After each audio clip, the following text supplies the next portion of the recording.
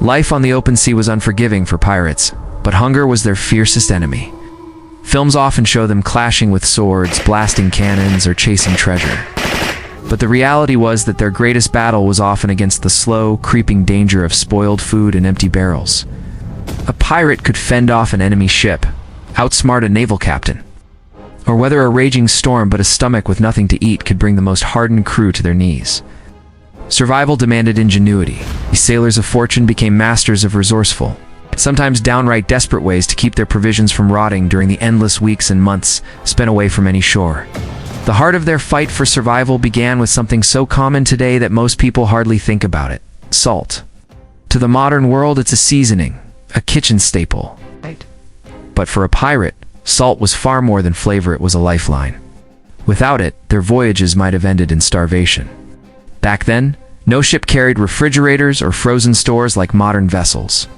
Pirates had to rely on time-tested preservation methods, and salting was the undisputed champion. They needed staggering amounts of it, mountains of the stuff, because preserving meat required quantities that would make today's doctors faint. A single barrel of salted beef often held more salt than a man might consume in a year. That's not counting the salt they accidentally swallowed when waves crashed over the deck and seawater found its way into their mouths during storms. The process itself was simple enough in theory. Coat cuts of meat or fish in thick layers of salt, so much that every surface was buried in white crystals. This drew out the moisture, leaving the meat to dry for bacteria to survive. But the result was no delicacy. Over time, the salt would transform it into something that looked and felt closer to a splintered ship plank than a meal. Eating it without preparation was like trying to chew a leather boot, though in truth, the boot might have been softer, depending on where it had walked. Before these hunks of salted meat could be eaten, they needed long soaking in fresh water hours, sometimes days, to leach out the excess brine. Without this step, the saltiness would be overwhelming, the texture unyielding. The barrels themselves were monstrous to move. Full one of salted beef could weigh over 400 pounds, about the weight of 2 burly pirates combined. Try shifting that on a heaving deck during a storm with the ship tilting underfoot, and you risked toppling right into the sea. Even with all that salt, the preservation was never perfect. Sometimes, despite every precaution, the meat would still turn foul. The smell alone could tell the story. If it made your eyes water like chopping a sack of onions, it was time to toss it overboard. Pirates developed a test, plunging a knife deep into the meat, pulling it out, and sniffing the blade. If the scent reminded them of a damp, forgotten cellar after a flood, the fish could have it. Over time, some crews became surprisingly skilled at this craft. They learned by trial and error that different meats demanded different amounts of saltfish, needing less than beef, smaller cuts curing faster than larger ones. Done properly, a well-packed barrel could keep meat edible for months, even up to a year, if stored in a cool, dry part of the ship. No one would call it delicious, but it filled empty bellies when fresh food was as rare as an honest merchant. Salt, however, wasn't just for meat. Pirates learned it could preserve certain vegetables, cabbage being the most cooperative. But salt supplies didn't last forever. On long voyages, when the barrels ran low, they turned to another force of nature: the relentless Caribbean sun. Sun-drying may have been discovered by accidents, some hungry soul leaving fish out too long, only to find it hadn't spoiled. From then on, it became a valuable survival trick. The process seemed simple. Slice meat or fish into thin strips, much like modern jerky, and lay them out on clean canvas or wooden racks on deck. The scorching heat did the rest. But the method came with its challenges. Drying food on a ship meant watching the skies with a keen eye. A sudden storm could undo days of careful drying in minutes, turning the precious strips into a moldy mess. Pirates became adept at reading cloud patterns, better than any weather forecast app today. Some crews rigged quick-draw covers to throw over their racks when dark clouds loomed. But the weather wasn't their only worry. Seagulls were relentless thieves, swooping down for an easy meal. Lookouts weren't just scanning for enemy sails, they also kept watch for feathered raiders. In the sweltering Caribbean, meat could dry in days. Further north, the process dragged on endlessly, the damp and cold conspiring against them. This was one reason so many pirates favored the warmer waters. In the driest climates, sun-dried food could last for months, and pirates sometimes stumbled upon dried fish and abandoned native camps still perfectly edible after long stretches.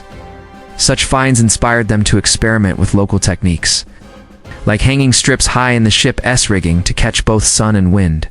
This sped up drying and kept the food out of reach of pests, though it made the ship look like it was flying peculiar flags.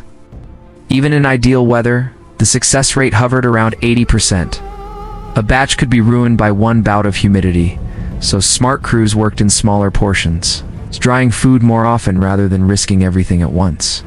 The method had one great advantage: dried meat weighed far less, shrinking from 100 pounds fresh to 20 pounds dried, while keeping most of its nourishment. Space on a ship was precious, and this meant more room for Luthor rum. But the sun was fickle, and when clouds lingered, pirates turned to a more reliable method: pickling. Anything that could be shoved into a barrel was fair game. Brine or vinegar kept rot at bay, and it offered another benefit no one fully understood at the time: it fought scurvy. That dreaded disease, born from a lack of vitamin C, claimed more sailors' lives than storms, battles, and shipwrecks combined. Between the 15th and 18th centuries, millions died from it. Pirates, without knowing the science, saved themselves by pickling vegetables that retained some vitamin C. They learned the craft through trial, error, and probably a few stomach aches. Vegetables went into barrels with vinegar, salt, and sometimes spices, sealed tight in the dark hold. Too little vinegar, and the result was a stinking mush fit only for dumping overboard. Done right, the result could last for months. Cabbage was the favorite, transforming into something like sauerkraut. Onions, carrots, and even meat found their way into briny barrels when the situation demanded it. Vinegar became a prized commodity, worth trading like silver. It wasn't just for food, it cleaned barrels, masked foul odors below deck. Some swore it could chase away evil spirits, though its stinging scent may have been the real deterrent. Clever pirates learned to make their own by letting spoiled wine or cider ferment further. Without vinegar, no pickling. Without pickling, they risked scurvy. The ship's cook, often the master of these preservation arts, became a figure of great importance. In some cases, a skilled pickler was rewarded with extra shares of plunder. The methods they used spread from ship to shore, weaving pirate ingenuity into coastal tradition. But when vinegar ran short, there was yet another ancient art to turn to: smoking. This wasn't as simple as tossing meat over a fire. Too much heat charred it, too little left it raw. Smoking required patience, skill, and a safe place to avoid turning the whole vessel into a flaming disaster. Most of the time, pirates smoked food on shore during supply stops, building racks from green wood for the frame and drier wood for the smoke. Different woods lent different flavors, and pirates were surprisingly selective. Pine was avoided; it made the food taste of tar. Oak and fruit woods were prized. Strips of salted meat or fish hung above a low fire for a day or two, slowly absorbing flavor while forming a protective layer that kept decay away. Local Caribbean tribes taught them advanced techniques, like using aromatic woods to make fish last twice as long. When conditions were right, 70% of smoked food kept for months. Done poorly, it spoiled in weeks. To avoid shortages, pirates smoked extra during ideal weather, stockpiling against hard times. Fire safety rules were strict. One ship's log from 1723 warned that anyone caught smoking food on board without permission would be marooned. The smoke brought another bonus. It drove away mosquitoes and other pests from shore camps. Large racks could handle 200 pounds of food at a time, and some crews organized round-the-clock smoking shifts in safe harbors. But there were moments when even smoking was impossible: storms, enemy pursuit, or lack of shore access. In those times, pirates turned to a preservation method that involved their favorite drink: alcohol.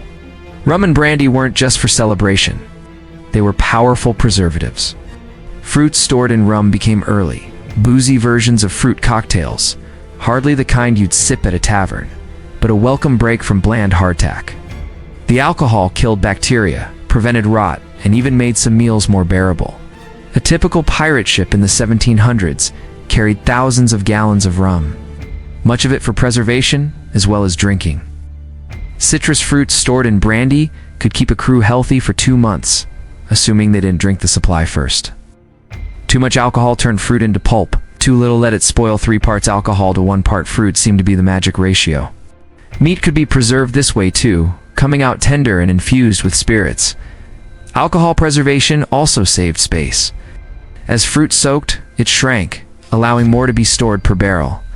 In cool conditions, such barrels could last a year, though finding an untouched one after that long was almost unheard of. Pirates sometimes wrapped barrels in wet cloths to keep them cool through evaporation, since every 10 degrees of heat halved the shelf life. Alcohol, however, was expensive and too valuable to use all the time. For true emergencies, pirates kept one last trick: a superfood learned from Native Americans, pemmican. This mixture of dried meat powder and melted fat, sometimes with berries, was dense in calories. It lasted for years and needed no cooking. A pound carried about 3,500 calories, enough to keep a man going for a long day at sea. Some ships carried hundreds of pounds of it, hidden in odd corners or stuffed into unused spaces. One crew even found a 3-year-old stash still edible. It could survive heat, cold, and seawater. But eating it exclusively for too long brought what they called the pemmican dreads, a slump in mood and energy from monotony and missing nutrients. Smart captains saved it for storms or dire shortages. Pirates adapted it to their own needs, swapping meats, adding different berries, or even using fish when land animals weren't available. It was the final piece in a preservation puzzle that kept these lawless sailors alive in the most dangerous workplace on Earth. Their methods weren't just about food, they were about independence, resilience, and a blend of knowledge borrowed from cultures across oceans. From Caribbean smoke to North American pemmican, they forged a survival toolkit that kept them sailing, raiding, and living free.